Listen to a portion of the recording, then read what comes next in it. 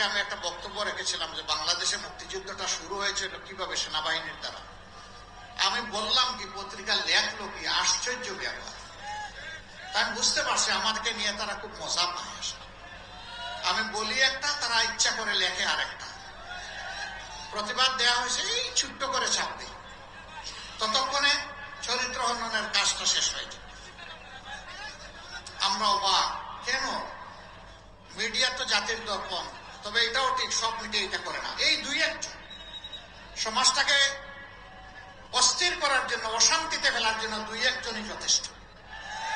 তাদের সকলের প্রতি আমার বিনয়ী অনুরোধ, যা বলবো আপনার পছন্দ হয় ওইটাই প্রকাশ করবেন, প্রচার করবেন। যা বলবো না, আপনার মনের মাধুরী আর কল্পনা, স্বপ্ন মিশিয়ে আমার কথা আপনি প্রচার করবেন না। যদি এটা করেন আমার উপরে জুলুম হবে।